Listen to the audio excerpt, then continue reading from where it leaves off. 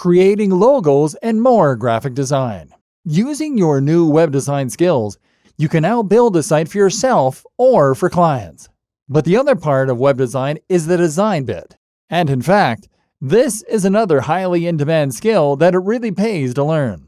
You can learn web design, then you can create graphics that will help you sell products, and you can provide another incredible service. Go onto sites like Fiverr, Upwork, PeoplePerHour, etc., and you can expect to make a lot of money selling these skills. You'll never struggle for work if you can do this, and offer web design and writing services. And working on your own logo is a great place to flex your muscle and learn the ropes. Good logo design. The key to good logo design will be to know your brand and what you want to communicate. The core part of any brand should be the mission statement. This is a statement of intent about what your brand aims to offer and achieve, and how it hopes to do it. It's not just about what you sell, but rather, it's about that extra attention to detail and what sets you apart. A fitness site is one thing, but is this a fitness site about healthy living and good times? Or is this a fitness site about pumping iron and pushing harder? Is it a fitness site that's about bodyweight fitness and cool stunts? Apple isn't just a brand that makes computers. It's a brand that challenges norms and creates stunning products for artistic individuals that want to express themselves. And that's what makes people excited about Apple. Watch Simon Sinek's TED Talk on the Golden Circle. Consider this required watching for all businesses, in fact. You want to be more than just a company. You want to be a movement, something people can get behind, because this will make them want to read your content, follow you on social media, and buy your products all the more.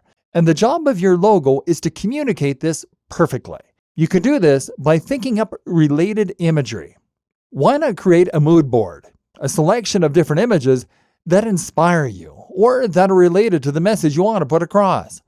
Then try combining those images in different and unique ways to see if you can come up with something unique that way. Avoid cliché and try to be objective by surveying people to see if the brand expresses your business correctly.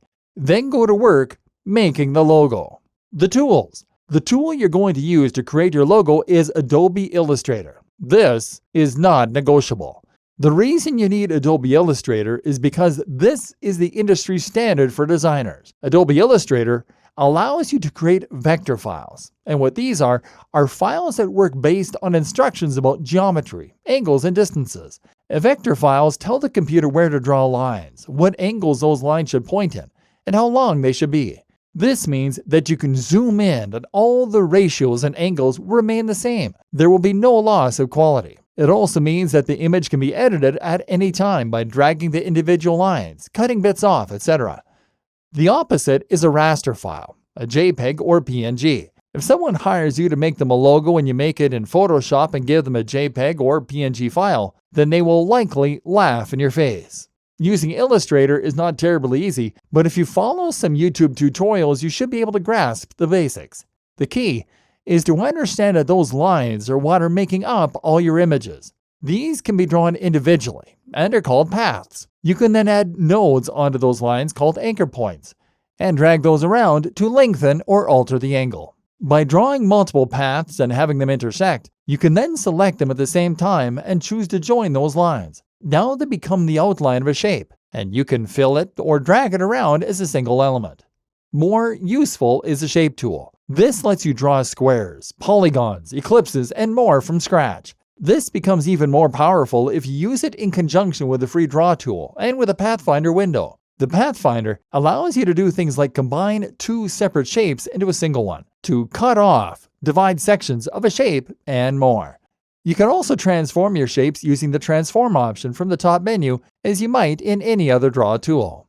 Combine these features together with a little extra watching, and you can start to create some rather complex shapes. What's handy is that any wonky lines will get smoothed out for you, and you'll see guidelines as you drag things to help you find center points or to line up elements that are opposite each other on the screen. Create something unique this way, and then choose a great font from a site like Font Squirrel, and you have your logo. It will look much more professional than anything you would make with any other tool. Tip: note that one of the best ways to ensure your logo design is good is to follow the KISS rule. Keep it simple, stupid. Simple design is generally better than busy design, in fact. And when coming up with elements for your website, try to keep in mind one more mantra. Communicate, don't decorate. This means that you shouldn't add flowery flourishes just for the sake of it. Any additional dialogue or graphical element should be there for a purpose, whether that is to lead the eye through the UX or whether it is to point to something else important.